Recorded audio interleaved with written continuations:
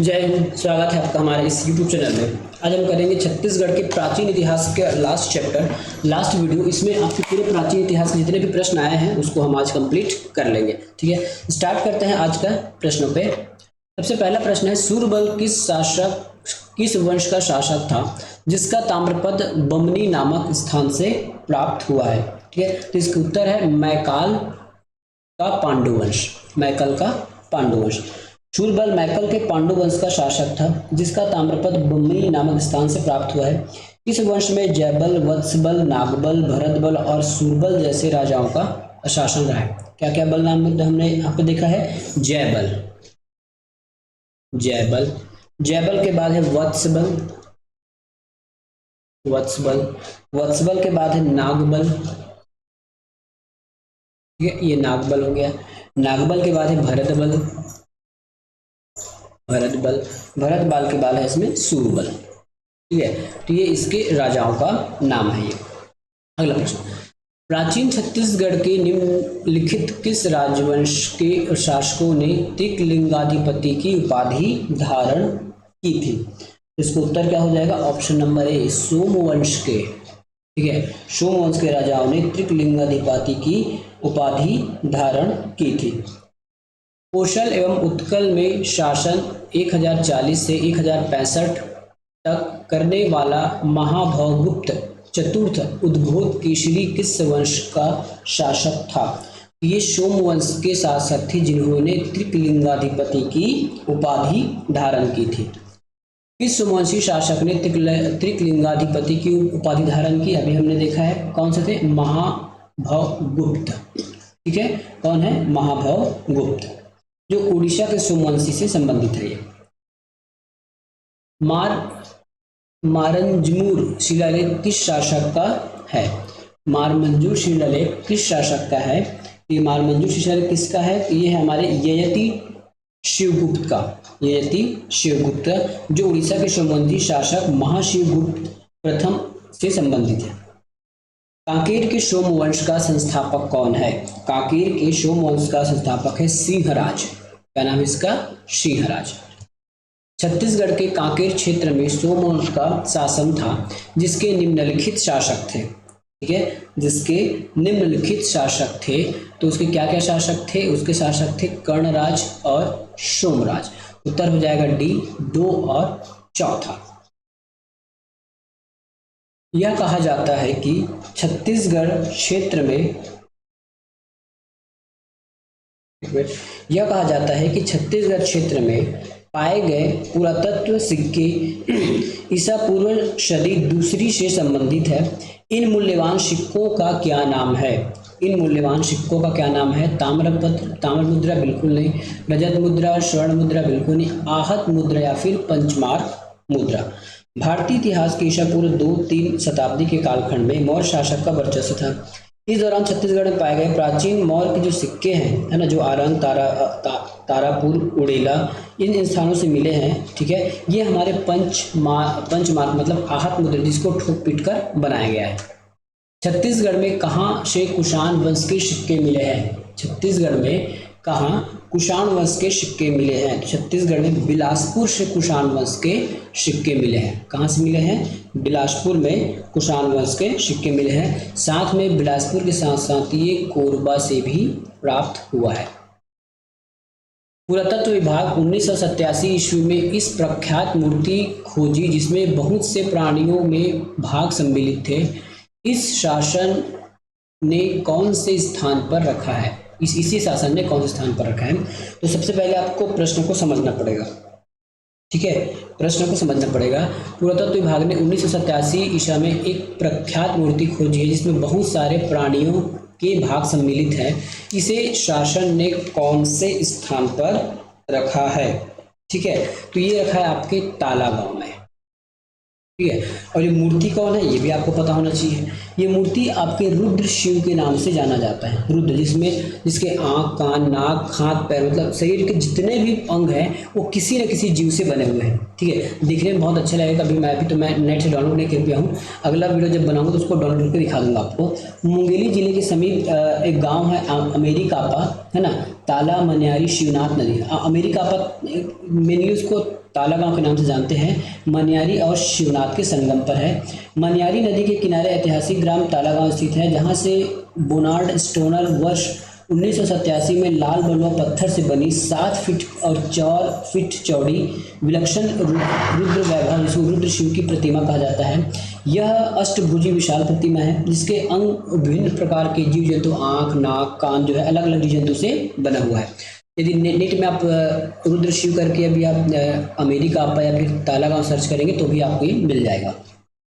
बिलासपुर जिले के कोनी शिलालेख से प्राप्त जानकारी के अनुसार सर्वाधिक पुरुषोत्तम को कौन सा ग्राम दान में दिया गया था? सर्वाधिकारी पुरुषोत्तम को कौन सा ग्राम दान में दिया गया था? ये 2022 का आपका प्रश्न है, सीजीपीएससी में ही पूछा गया है।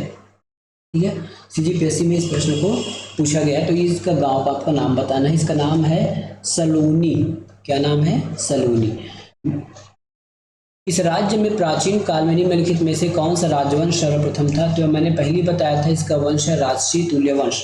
ठीक है, इस पर हमने पहले चर्चा कर लिया है। प्राचीन काल में निम्नलिखित में से किस राजवंश ने इस राज्य पर शासन नहीं किया है? सरबपुरी, पांडु वंश, नल और मौखरी।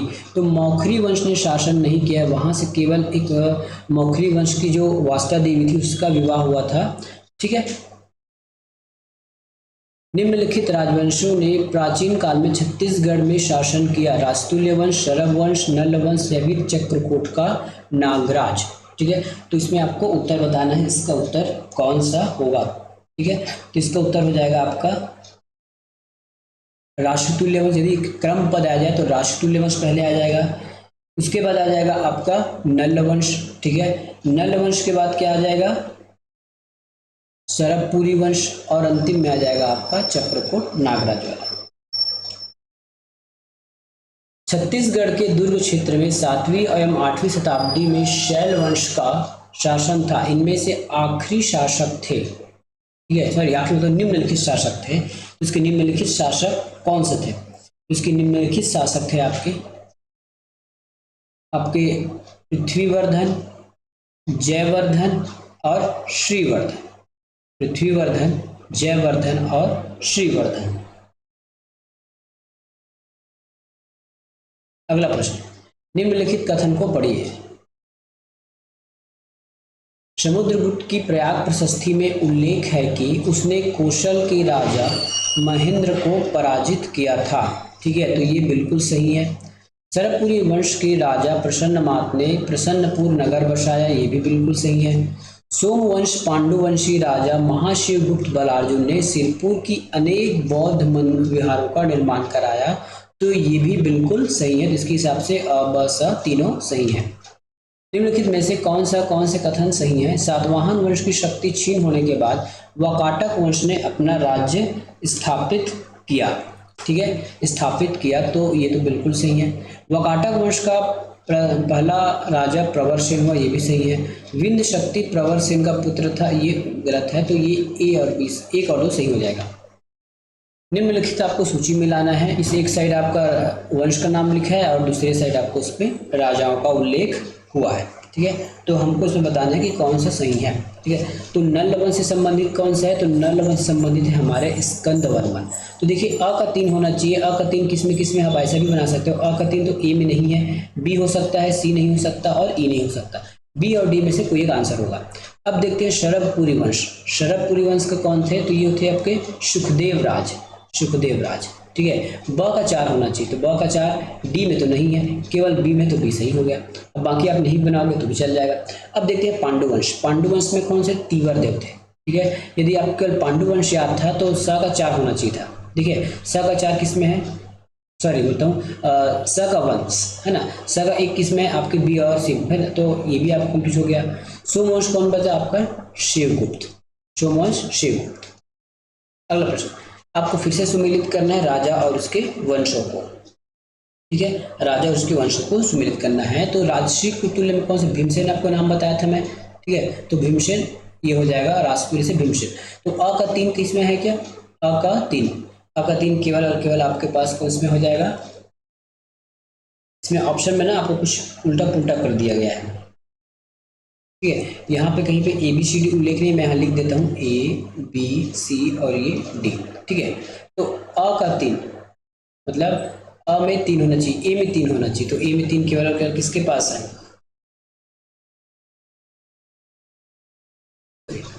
अ का तीसरा होना चाहिए, इसमें तो हो जाएगा आपका सी। देखिए केवल आपके पास सी में 3 है, बाकी तो कोई ऑप्शन आपको बैठ नहीं रहा, तो ये सही हो गया। ठीक है। उसी प्रकार यदि आप नल वंश का देखेंगे तो नल वंश में हो जाएगा आपका भौदत्त वर्मन। नल वंश में कौन सा हो जाएगा, भौदत्त वर्मन। शरभपुरी वंश कौन हो जाएगा, शरभपुरी वंश में प्रसन्न मात्र हो जाएगा, तो ये प्रसन्न मात्र। पांडु वंश में तीवर्देव, तो ये तीवर्देव हो गया। फिर से हमको सही जोड़ी मिलाना है। राशि तुल्य वंश, राशि तुल्य वंश कौन से संबंधित है, तो राशि तुल्य वंश भीमसेन। अ का वन, अ का वन किसमें, केवल ए में है, बाकी गलत। ठीक है। एक यदि आपको पता है तो आप पूरा पूरा उत्तर आराम से बना सकते हैं। ठीक है। अगला देखते हैं, शरभपुरी वंश में है आपके प्रवरराज, शरभपुरी वंश प्रवरराज। पांडु वंश महाशिवगुप्त, महाशिवगुप्त। ठीक है। और नल वंश में भौदत्त वर्मन। ठीक है। अगला है, फिर से आपको इसी प्रकार के प्रश्न देखने को ज्यादा मिलेंगे। ठीक है। राशि तुल्य वंश के कौन है, तो भौदत्त भीमसेन द्वितीय। ठीक है। अब आ गया आपका अ का 3, तो अ का 3 सभी इसमें हम एलिमिनेट नहीं कर पाए। नल वंश के पास चलते हैं। नल वंश में कहीं पे दिख रहा है क्या, नल वंश हमको दिख रहा है स्कंद वर्मन, तो ब का 2 होना चाहिए। ब का 2 केवल इसमें नहीं है, बी हो सकता है, डी हो सकता है, सी नहीं हो सकता, तो बी और डी दो कोई आंसर होगा। अब शरभपुरी वंश में कौन होंगे, शरभपुरी वंश। ठीक है। तो शरभपुरी वंश में है जयराज, शरभपुरी वंश में कौन है, जयराज। स का 1 होना चाहिए, स का 1 केवल है, केवल बी में, तो ये भी डिलीट हो गया। इस प्रकार से आपको बनाना है। ठीक है। और पांडु वंश में चंद्रगुप्त। फिर से राजवंश है, राजवंश से कई बार प्रश्न मिलेंगे बनाने के लिए। ठीक है। तो राजवंश आपका बहुत जरूरी है बनाना। राजवंश और राजाओं के नाम जब तक आपको पता नहीं होगा तब तक आप इसको नहीं बना पाओगे। प्रसन्न मात्र आपको पता है शरभपुरी वंश होगा। ठीक है। राशि तुल्य वंश कौन सा होगा, राशि तुल्य वंश में हमका भीमसेन द्वितीय दिख रहा है। ठीक है। तो यहाँ पे डी का 2 होना चाहिए, डी का 2 कहाँ पे, केवल और केवल ऑप्शन नंबर ए में है। ठीक है। इसे उत्तर हो गया। अगला देखेंगे भारेंद्र शाह, तो आपके कलचुरी वंश जो आने वाले समय हम पढ़ेंगे। इंद्रबल पांडु वंश। फिर से आप मिलाइए, हर्षवर्धन, प्रवरराज, विलास तुंग, भीमसेन। भीमसेन तो हमको पता ही याद हो गया है, अब राशि तुल्य वंश है भीमसेन। है, आपको बस मिलाना है, बस अब इसमें ऑप्शन नहीं दिया हूँ, बस आप इसको मिलाते जाइए। ठीक है, मिलाते जाइए। हर्षवर्धन में आ जाएगा आपका पांडु वंश, कहाँ पे है ये, पांडु वंश, ये आपका पांडु वंश।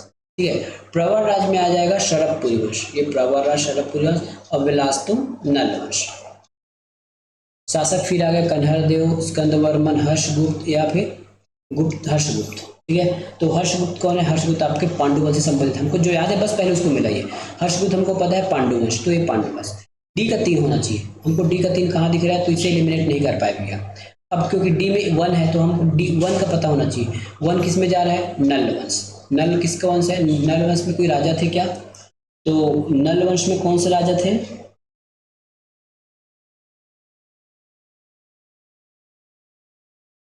ठीक है। या फिर ऐसे मिला दिया, उल्टा मिला, स्कंदवर्मन। देखिए स्कंदवर्मन कहाँ पे थे, हमारे स्कंदवर्मन थे नल वंश के, यही तो है स्कंदवर्मन, ये नल वंश के थे।